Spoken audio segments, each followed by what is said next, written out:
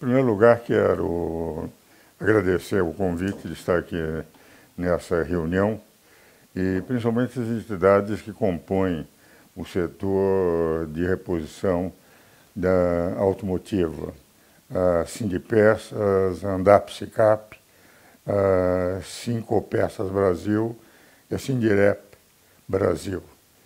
Entidades que me convidaram e que me honraram muito de permitir essa reflexão sobre o momento político no Brasil. É evidente que nós estamos ainda com uma indecisão daquele que vai ser o presidente da República. Nós estamos até o fim do mês, os dois candidatos em plena campanha, mas nós já temos algumas orientações para sentir o que será o poder representativo absoluto do povo, que é o Congresso Nacional, e este com uma composição definitiva para 2023. Isso porque o Constituinte, quando fez a Constituição brasileira, fez questão de fazer com que a organização dos poderes pusesse em primeiro lugar o Congresso Nacional. E por que o Congresso Nacional? Por uma razão muito simples. É que no Congresso Nacional se tem a situação e a oposição. O povo é 100% representado. Por isso, em primeiro lugar, aparece o Congresso, dos artigos 44 a 69, o Tribunal de Contas vai de 70 a 75, e depois vem o Poder Executivo, que é importante, porque é o poder que administra o país, mas há um dado, é que o Poder Executivo representa a maioria da nação, não a totalidade da nação. Por isso vem em segundo lugar. E, por fim, em último lugar, vem o Poder Judiciário por uma razão muito simples. O Poder Judiciário não representa o povo. O povo é representado só por dois poderes, pelo Executivo e pelo Legislativo. São aqueles poderes que, pelo artigo 1º, são eleitos pelo povo, que é o verdadeiro soberano. Legislativo e Executivo são apenas os representantes, os delegados, aqueles que têm que agir em nome do povo. O Poder Judiciário não, é um poder técnico, e que é escolhido por concursos, por provas, enfim, e que é um poder que tem que fazer respeitar a lei, que não faz. Quem faz são os outros dois poderes, o Legislativo e, eventualmente, o Poder Executivo. Mas não pode deixar que a lei não seja, a Constituição não seja respeitada. Essa é a organização que temos na democracia brasileira, colocada na Constituição, aprovada em 5 de outubro de 88, e que, enfim, há poucos dias atrás, comemorava mais um ano de existência. Ora, o que ocorre? O Poder Legislativo já tem o seu perfil definitivo para o próximo ano. O Poder Legislativo terá um Congresso predominantemente conservador. A esquerda fez um pequeno número de deputados para um candidato que, enfim, inclusive no primeiro turno, teve mais votos que o presidente Bolsonaro. O que vale dizer, a esquerda perdeu posição para os outros partidos. O PL, por exemplo, fez 99 deputados, o PT fez 80. O PSDB, antigamente, o maior partido da República, fez 13 deputados. Passou a ser o 10º partido na Câmara. 4 senadores em 81, 13 deputados em 513.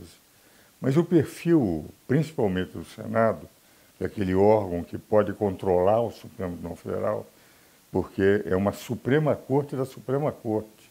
O Senado Federal, se o Supremo pode julgar tudo nesse país, o Senado pode julgar os ministros do Supremo. Tem uma força, portanto, não só os ministros do Supremo, o presidente da República.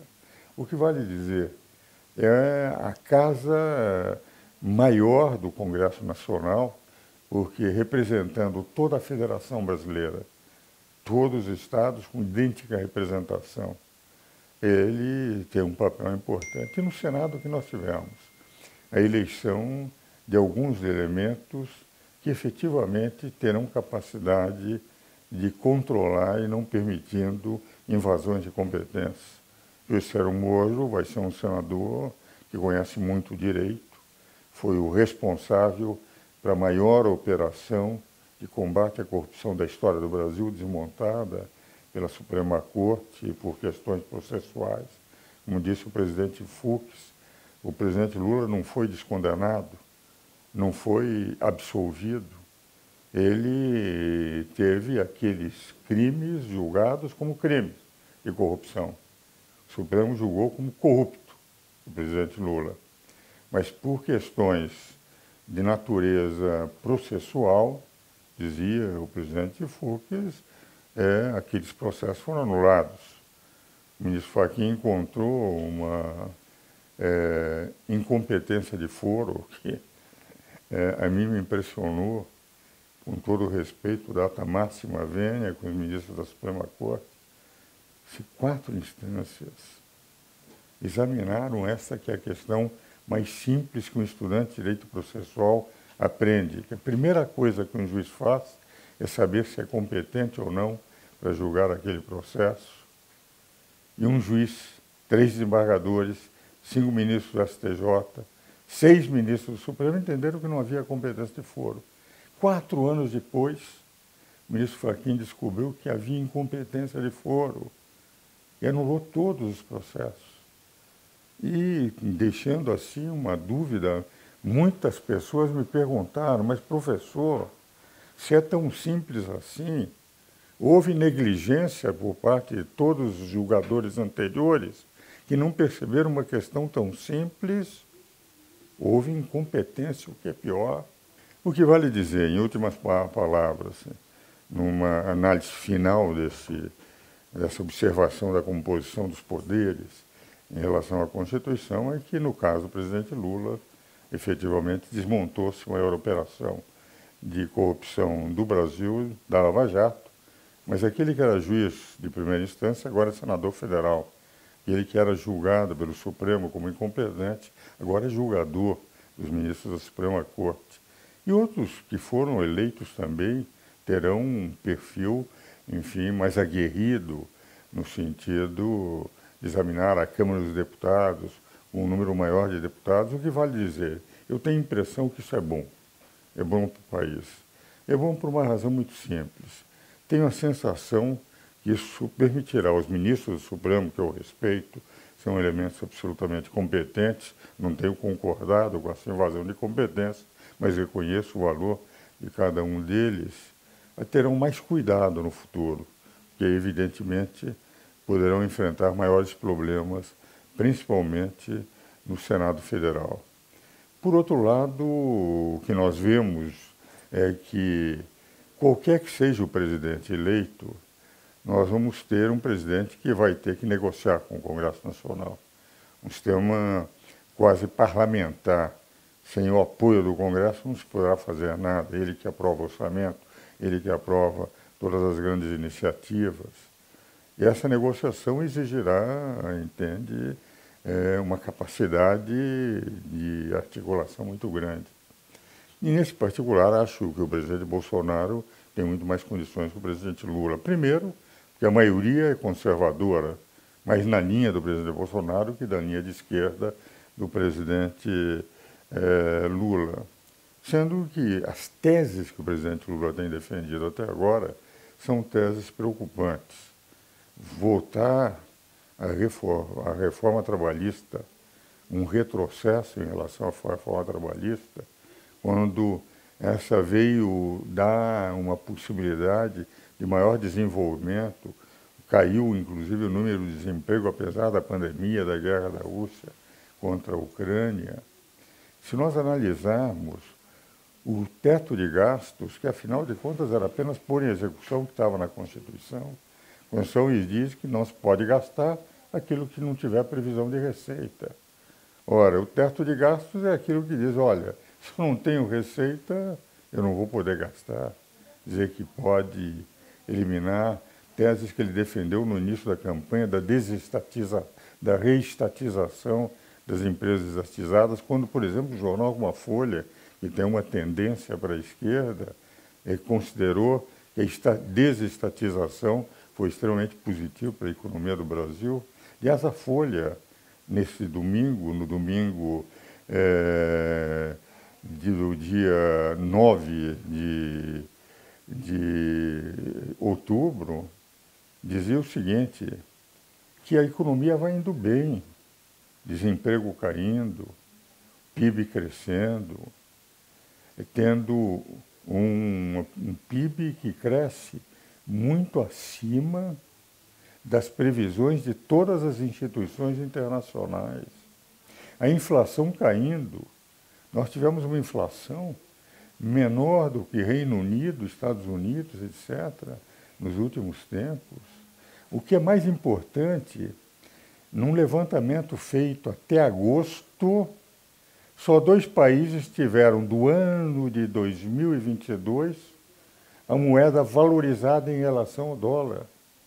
Todos os países da União do Euro, o euro caiu em torno de 10%, desvalorizou em relação ao dólar. E o cruzeiro, em primeiro lugar, valorizou 3 e poucos por cento e a moeda mexicana em 0,58, 0,78. O que vale dizer, são resultados que, depois da pandemia, são extremamente positivos. E uma inflação que já está abaixo de 8%. Quando nós chegamos a 12%, no momento mais difícil, todos indiam que nós não iríamos mais resistir. Conseguimos ficar abaixo dos 2 dígitos. O que vale dizer, em última análise, é mais fácil esse governo, se eleito, negociar com o Congresso, que também tem o mesmo perfil, e continuar esta evolução não prevista pelos organismos internacionais, pelos jornais, pela imprensa brasileira e pelos economistas considerados os gurus da economia no Brasil, mas que o Brasil tem crescido mais. O que representa aqui o Paulo Guedes não está errando. Eu me lembro, inclusive, eu era um grande amigo do Roberto Campos, temos 4 livros escritos juntos. Meu primeiro livro de finanças públicas foi prefaciado por ele no distante ano de 1971, o impacto das despesas militares nos orçamentos públicos. Roberto Campos me dizia, Ives, Paulo Guedes é um moço que tem um futuro brilhante. É um dos grandes economistas do Brasil. E está demonstrando, com todas as crises, com todo mundo criticando, com todos os poderes contrários ao presidente Bolsonaro, ele está conseguindo resultados. E a minha esperança agora reside nessa análise perfunctória, um pouco a voo de ave que eu estou fazendo sobre a situação política e econômica do Brasil, em relação à nossa Suprema Corte. Eu participei dos debates constituintes como convidado, em audiências públicas, em contato permanente. Bernardo Cabral, o relator, temos diversos livros escritos, prefaciou livros meus. O Conselho Superior de Direito à Fé e Comércio, da qual eu sou presidente há 33 anos, Bernardo pertence como conselheiro, e do Conselho dos Notáveis da Confederação Nacional do Comércio, do qual Bernardo é presidente, eu também sou conselheiro. É uma amizade que continua até hoje. E as posições que eu tenho tomado em relação ao Supremo e à interpretação da Constituição são posições rigorosamente iguais à de Bernardo. Ainda conversamos há 2 semanas atrás, num domingo, em que trocávamos algumas ideias, ele disse, Ives, tudo que você tem dito sobre invasão de competências, nós lutamos tanto para não permitir que um poder invadisse a competência dos outros, para que tivéssemos uma harmonia e independência que não havia no regime anterior, que tínhamos um poder mais poderoso que os outros, que era o poder executivo. Por isso, nós, constituintes, debatemos 20 meses para que os poderes, como dizia o artigo 2º, fossem harmônicos e independentes. Cada um na sua competência. E, por isso, exaustivamente demos a competência de cada poder. E o que é que nós vimos? O Supremo tem invadido a competência dos outros poderes. E, mais do que isso, tem, de certa forma, cerceado a liberdade daqueles chamados órgãos conservadores, os meios de comunicação conservadores. Se nós analisarmos as posições da Suprema Corte e do TSE, elas têm caído fundamentalmente, proibindo matéria de Gazeta do Povo, matéria de antagonista, daqueles que, enfim, não tem Jovem Pan. E se nós examinarmos o que a Constituição dizia, no artigo 5º, inciso 4, cláusula pétrea modificável da Constituição, lá estava escrito que a liberdade de pensamento é ampla. Se é ampla, como é que se pode dizer o seguinte? Lula disse que na campanha de que Bolsonaro está com o espírito do diabo, foi tomado pelo espírito do diabo. Isso é normal. Um jornal disse que Lula é satânico. O Tribunal Superior Eleitoral proibiu que essa rede social publicasse. É a mesma coisa. É a mesma coisa. Se nós verificarmos quantos jornais de esquerda, quantas manifestações de esquerda têm sido proibidas pela Suprema Corte, praticamente nem todas dos órgãos conservadores. Mas o que mais me preocupa é o seguinte: a esquerda diz que Bolsonaro é golpista. Nunca houve tanta liberdade de expressão como nós temos tido agora. Então, quem diz que ele é golpista e que ele é antidemocrático são aqueles que proíbem que a direita, que os conservadores digam as mesmas coisas. Numa liberdade de expressão, eu tenho minha posição, a esquerda tem outra, e isso é o normal da democracia. Quando se diz que a democracia é o seguinte: quem diz que é conservador não pode falar, e quem diz que é da esquerda tem o direito de dizer que são democratas e que só existe uma democracia, a democracia da esquerda. Nós estamos vivendo não numa democracia plena, nós estamos vivendo num ambiente em que a esquerda pretende dar o tom da sua democracia, e nós conhecemos todos os países que admitiram a democracia de esquerda se transformaram com o tempo em ditadura. Cuba, Maduro, no Venezuela, agora está a Argentina numa crise monumental, o Chile também, e Nicarágua nem se fale. E vê-se o que o Putin está fazendo no momento em relação à Ucrânia, que um antigo agente da KGB, que era o Putin, está provocando esse mal-estar. Então, a minha impressão é o seguinte: os democratas são considerados antidemocratas. E aqueles que teriam que discutir no Congresso Nacional todos os temas da democracia, porque é a casa maior da República, nunca discutem lá, sempre correm para o Supremo Tribunal Federal. Então, todos os partidos da esquerda, em vez de discutirem as suas teses no Congresso Nacional, vão constantemente ao Supremo Tribunal Federal pedindo apoio ao Supremo Tribunal Federal.